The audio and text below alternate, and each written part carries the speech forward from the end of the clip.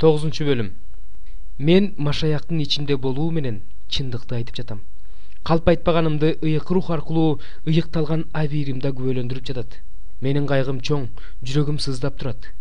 Анткени бир туугандарым, кандаштарым үчүн жалгыз мен каргышка калып, машаяктан ажыратылууну каалар элем. Алар Исраилдин урпактары, Кудай аларды бала кылып алды, даңкка бөлөдү. Алар менен келишимдер түздү. Аларга мыйзам да, Кудайга табынуу кызматында уадаларды да берди. Түпкү ата-бабаларды алардыкы, машаяк да алардан чыккан. Ал бардыгынын үстүнөн башкарып турган Кудай, ага түбөлүк даңк таандык. Амин.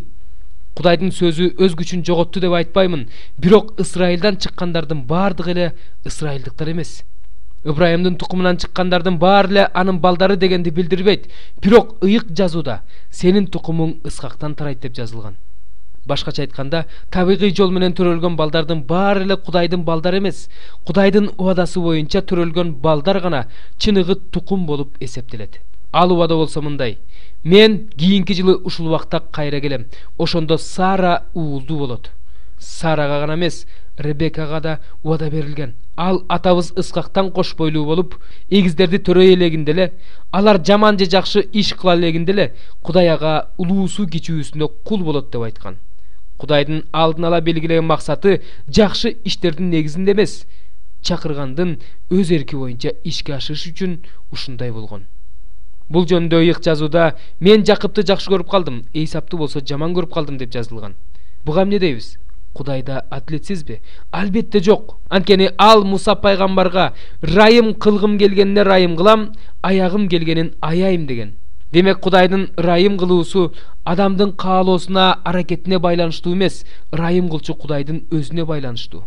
Ыйык жазууда Кудайдын фараонго мындай деп айткан сөз жазылган: сага күчүмдү көрсөтүш үчүн менин ысымым бүткүл жер жүзүндө жар салыныш үчүн мен сени падыша кылып койдум.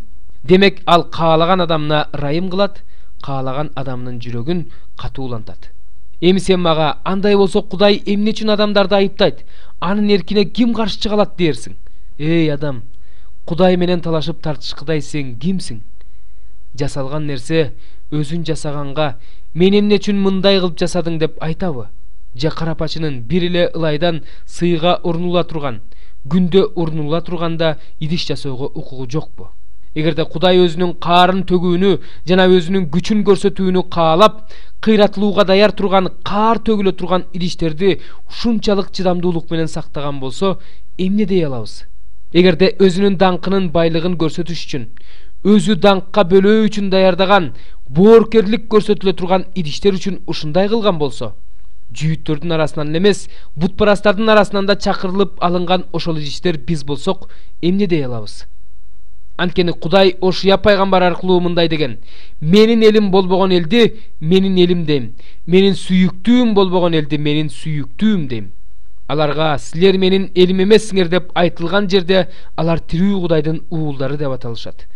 Ал эми Ишая пайгамбар Исраил эли жөнүндө: Исраил уулдарынын саны деңиздин кумундай көп болсо да, калдыгы гана куткарылат.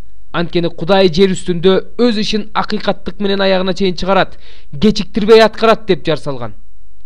Ишая пайгамбар алдын ала айткандай, эгерде Себайот теңир биздин тукумубузду калтырбаганда, биз Содомдой болуп калмакпыз, Аморго окшоп калмакпыз. Анда эмне демекчибиз? Адилдикке умтулбаган бутпарастар ишеним аркылуу адилдикке жетишти. Ал эми адилдиктин мыйзамына умтулган ысрайылдыктар адилдиктин мыйзамына жетишкен жок. Эмне үчүн? Анткени алар адилдикти ишеним аркылуу издебей, жакшы иштер аркылуу издешти. Алар мүдүрүлтө турган ташка мүдүрүлүштү. Анткени ыйык жазууда: мына мен Сионго мүдүрүлтө турган таш жана азгырык боло турган аска коёмун. Бирок ага ишенген адам уятка калбайт деп жазылган.